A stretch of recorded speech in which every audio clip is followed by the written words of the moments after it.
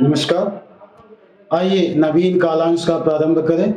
इससे पूर्व हमने समुद्र की गतियों के संदर्भ में अध्ययन किया था, जिसके अंतर्गत हमने समुद्र की लहरों तरंगों के विषय में अध्ययन किया। समुद्र की लहरों के माध्यम से आने वाली सुनामी, ज्वार और भाटा के विषय में अध्ययन किया। आज हम अध्ययन करेंगे महासागरीय धाराओं के विषय में। तो महासागर की धाराओं के विषय में अध्ययन करने के लिए आइए अपने गांव के नजदीक तालाब पर चलते हैं। उसकी सतही जल की गति के विषय में देखते हैं, अध्ययन करते हैं।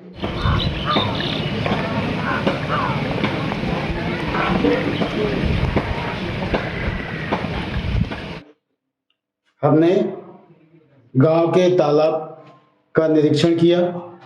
हमने ये पाया कि तालाब का शांत जल भी हवा की जो स्थिति होती है, हवा के कारण उसमें तरंगे लहरें उत्पन्न हुआ करती हैं।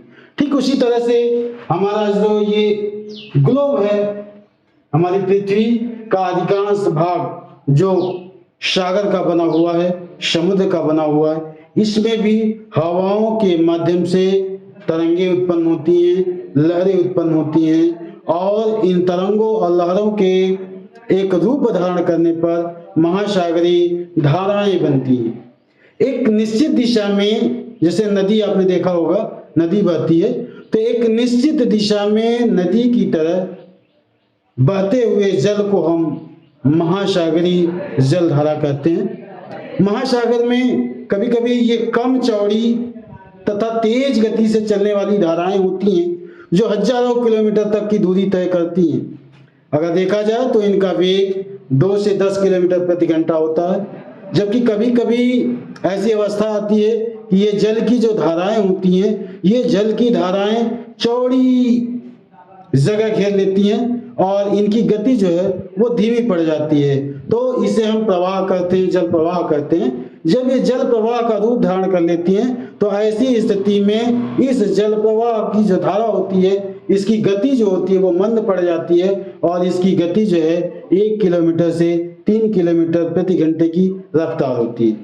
अगर हम समुद्र की जो विभिन्न जलधाराएं उत्पन्न होती हैं, उन विभिन्न जलधाराओं के विषय में अगर देखें, तो इनकी उत्पत्ति जो है वो मुख्य रूप से पृथ्वी के घूर्णन, चूंकि हम जानते हैं कि हमारी पृथ्वी अपने अक्ष पर घूर्णन क्रिया कर रही है, तो पृथ्वी पर जो घूर्णन क्रिया पृथ्वी की हो रही है उसके कारण, तथा सूर्य के ताप से जल का जो तापमान परिवर्तित होता है, ताप परिवर्तन होता है, उसके कारण, तथा समुद्र का जल, जैसा कि हम जानते हैं कि समुद्र का जल खारा होता है, तो समुद्र के जल के खारेपन, इन 3 घटकों के माध्यम से, इन 3 घटकों के कारण, 3 कारणों के कारण जो है हमारे समुद्र की जो धाराएं होती हैं उनकी उत्पत्ति होती है।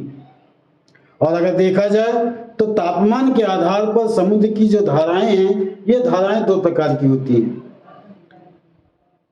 भूमध्य रेखा जो है हमारी पृथ्वी पर एक काल्पनिक भूमध्य रेखा जो खींची गई है, तो भूमध्य रेखा पर जैसा कि हम जानते हैं कि सूर्य का जो ताप होता है, सूर्य का ताप सीधे भूमध्य रेखा पर सीधी सरल रेखा में पड़ता है, तो यहाँ पर अन्य स्थानों की अपेक्षा जो है सूर्य का ताप अधिक पहुंचता है, जिससे कि यहाँ का तापमान अधिक होता है।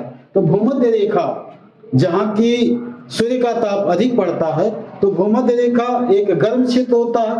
तो गर्म क्षेत्र से जो जल की धाराएं उत्पन्न होती हैं, गर्म क्षेत्र भूमध्य रेखा से जो धाराएं उत्पन्न होती हैं, यह धाराएं जब ध्रुवों की ओर चलती हैं, तो भूमध्य रेखा से ध्रुवों की ओर अर्थात गर्म क्षेत्र से ठंडे क्षेत्र, शीत क्षेत्र की ओर जो धाराएं चलती हैं, ऐसी धाराओं को हम गर्म धारा कहते हैं। ये भूमध्य रेखा से ध्रुवों की ओर चलती हैं, जबकि ध्रुवों की ओर से, चाहे वो उत्तरी ध्रुव हो चाहे दक्षिणी ध्रुव हो, ध्रुवों की तरफ से भूमध्य रेखा की तरफ जो जलधाराएं चलती हैं, ये जलधाराएं क्योंकि ठंडे क्षेत्र से, शीत क्षेत्र से गर्म क्षेत्र की ओर गति करती हैं, तो शीत क्षेत्र से गर्म क्षेत्र की ओर गति करने के कारण ये जो धाराएं होती हैं, ये धाराएं ठंडी धाराएं होती हैं। तो इस तरह से जल की मुख्य जो धाराएं बनती हैं, गर्म जल धारा और शीत जल धारा। तो इस तरह से गर्म जल धारा और शीत जल धारा दो प्रकार की जल धाराएं उत्पन्न होती हैं। अब अगर देखा जाए तो विश्व के अलग अलग स्थानों पर, अलग अलग क्षेत्रों में विभिन्न प्रकार की जल धाराएं हमको देखने को मिलती हैं। अगर हम इस संसार के नक्शे को देखना चाहें, इसका अध्ययन करें, तो इस पर बनाया गया है। ये दो प्रकार की जल धाराएं जो लाल कलर से दिखाई गई हैं, ये लाल कलर से दिखाई गई जल धाराएं जो है लाल रंग में आपको गर्म जल धाराएं दिखाई गई हैं, जबकि इस मटमैले रंग से आप देख रहे हैं ये जल धाराएं जो है ठंडी जल धाराएं दिखाई गई हैं। तो दोनों प्रकार की जल धाराएं, महासागर की जो जल धाराएं हैं, इन जल धाराओं का क्रम देख सकते हैं आप कि उत्तरी और दक्षिणी क्षेत्र में, चाहे वो प्रशांत महासागर हो, हिंद महासागर हो, अटलांटिक महासागर हो, आर्कटिक महासागर हो, इन समस्त महासागरों में जो जल की गतियां हैं, उन जल की गतियों को अगर देखा जाए तो उत्तरी और दक्षिणी गोलार्ध जो हमारे हैं, ठीक जैसे वायु की गतियां होती हैं, वायु की गतियों के रूप में ही हमारी जल की धाराएं जो होती हैं वो प्रभावित होती हैं। चूंकि मुख्य कारक वायु की गति भी होती है, तो वायु की गति के कारण जब ये प्रभावित होती हैं तो हम ये देखते हैं कि उत्तरी क्षेत्र में जो हमारा उत्तरी गोलार्ध होता है, उत्तरी गोलार्ध में जो महासागर हैं, उनकी जल की जो धाराएं होती हैं, उनकी गतियां जो होती हैं वो सदैव जो है क्लॉकवाइज गति करती हैं, अर्थात अपनी जिस दिशा में चलती हैं उससे दाहिनी ओर मुड़ने का प्रयास करती हैं, दाहिनी ओर मुड़ती हैं। जबकि वही दक्षिणी गोलार्ध की दिशा में अगर देखा जाए तो दक्षिणी गोलार्ध में ये जो है अपनी बाईं ओर मुड़ जाती है, अर्थात एंटी क्लॉकवाइज दिशा में ये गति करती है। जैसा कि आप देख सकते हैं कि दक्षिणी गोलार्ध में ये अपनी बाईं ओर घूमने का प्रयास कर रही हैं, जबकि उत्तरी गोलार्ध में अगर देखा जाए तो उत्तरी गोलार्ध में ये क्लॉकवाइज गति करती हैं। दुनिया के विभिन्न अलग अलग क्षेत्रों में कुछ मुख्य धाराएं हैं जिनके विषय में अलग से अध्ययन करेंगे।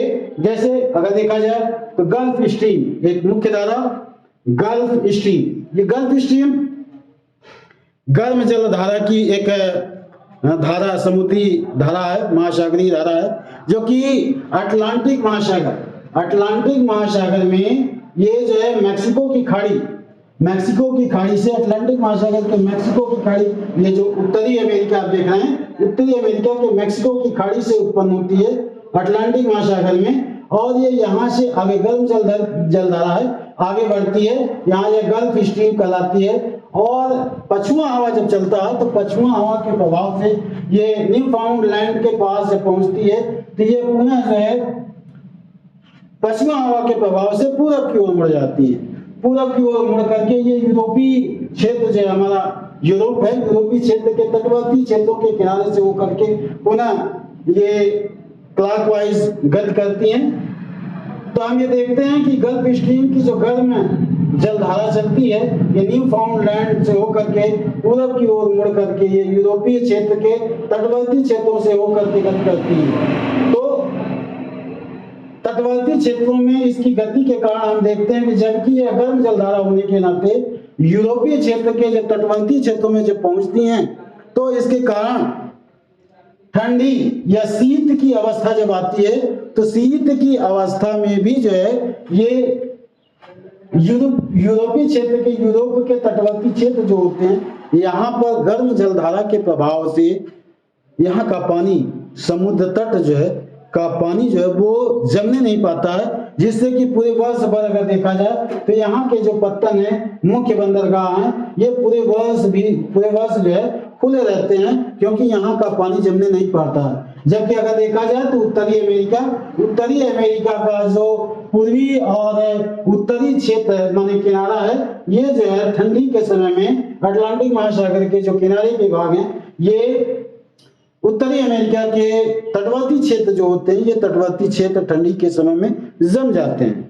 तो ये एक मुख्य कारण है कि पूरे वर्ष भर यूरोप के जो बंदरगाह होते हैं, यूरोप के बंदरगाह जो है वो पूरे वर्ष खुले रहते हैं, यातायात जो है चलता रहता है। दूसरी अगर जलधारा मुख्य रूप से देखा जाए तो लेब्राडोर की जलधारा है। ये लेब्राडोर आर्कटिक महासागर आप देखें तो कनाडा, उत्तरी अमेरिका के कनाडा क्षेत्र के लेब्राडोर जो बगल से होकर के ये निकलती है, ठंडी जलधारा है। और ये ठंडी जलधारा लेब्राडोर की जलधारा कहलाती है। जब ये न्यू फाउंडलैंड तक पहुंचती है तो न्यू फाउंडलैंड पहुंच करके ये गल्फ स्ट्रीम की जो जलधारा है, गल्फ स्ट्रीम की जलधारा से ये मिल जाती है और फिर पुनः जो है ये उत्तर की ओर बढ़ जाती है। अगली जलधारा क्यूरोसियो की जलधारा है। क्यूरोसियो की जलधारा, जैसा कि हम देख रहे हैं ये भूमध्य रेखा है। भूमध्य रेखा की उत्तर की तरफ उत्तरी जलधारा और दक्षिण की तरफ दक्षिणी जलधारा गत करती है। तो उत्तरी जलधारा और दक्षिणी जलधारा भूमध्य रेखा के उत्तर की ओर जो जलधाराएं चलती हैं वो जलधाराएं आगे की ओर बढ़ करके ये दाहिनी तरफ मुड़ती हैं। तो आप देखें कि भूमध्य रेखा की उत्तरी भूमध्य रेखा के उत्तर की तरफ की जो जलधारा है ये फिलीपींस के पास पहुंचती हैं। तो फिलीपींस के पास पहुंच करके ये पूरब की दिशा की ओर घूम जाती हैं। और जैसे ये पूरब की दिशा की ओर घूमती हैं तो क्यूरोसियो जलधारा का निर्माण होता है। क्यूरोसियो जलधारा यह एक गर्म जलधारा है जो कि यहाँ जापान के पास पहुंच करके पुनः जो है अपनी दिशा बदल देती है पछुआ हवा के कारण।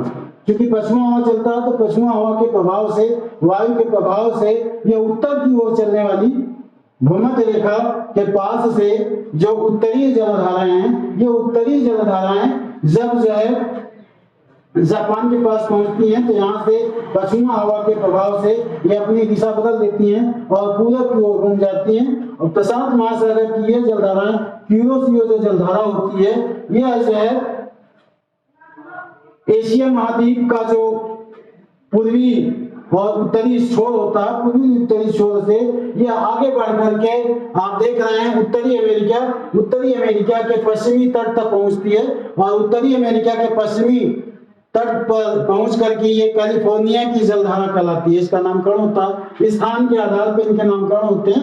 तो यहाँ पर ये जो है कैलिफोर्निया की जलधारा कहलाती है। इस तरह से विभिन्न क्षेत्रों में जो जलधारा हैं, गर्म जलधारा और ठंडी जलधारा, इन गर्म और ठंडी जलधाराओं को स्थान के आधार पर इनका नामकरण किया गया है। प्रशांत महासागर की क्यूरोसियो धारा की अगर तुलना की जाए तो ये अटलांटिक महासागर की गल्फ स्ट्रीम जलधारा जो है, ये अटलांटिक महासागर की गल्फ स्ट्रीम जलधारा के समान होती है।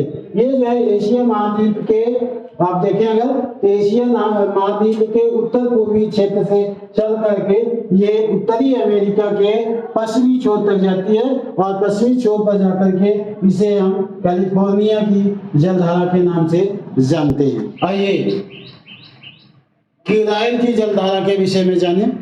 क्यूराइल की जलधारा यह आर्कटिक महासागर की ठंडा जल, आर्कटिक महासागर से जो ठंडी जलधारा निकलती है, आर्कटिक महासागर से ये ठंडा जल जो है यह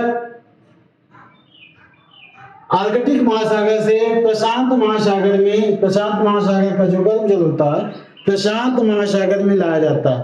तो प्रशांत महासागर में जो अलास्का धारा है या क्यूरोसियो जलधारा है, ये गर्म जल की धाराओं से आकर के जब क्यूराइल जलधारा जुड़ती है तो गर्म जलधारा और ठंडी जलधारा जहां पर मिलती हैं वहां पर कोहरे जैसी स्थिति उत्पन्न होती है।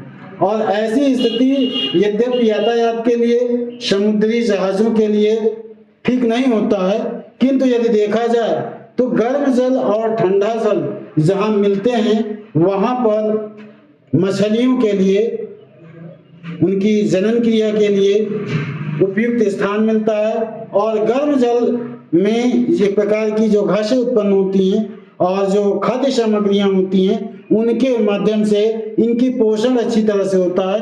तो ऐसे स्थानों पर जहां पर कि गर्म जलधारा और ठंडी जलधारा एक दूसरे से मिलती हैं, जैसे क्यूरोसियो की जलधारा है ओयोसियो की जलधारा जब जुड़ती हैं, या यहाँ देखें तो गल्फ स्ट्रीम और लेब्राडोर की जलधाराएं हैं, ये न्यू फाउंडलैंड के स्थान पर आकर के मिलती हैं। उसी तरह से यहाँ जापान में क्यूरोसियो और ओयोसियो ये जलधाराएं ठंडी और गर्म जलधाराएं आकर के मिलती हैं। तो ऐसे स्थानों पर मत्स्य उद्योग भली भांति से फलता और फूलता है। तो इस प्रकार से विभिन्न प्रकार की महासागरीय धाराओं के विषय में हमने अध्ययन किया।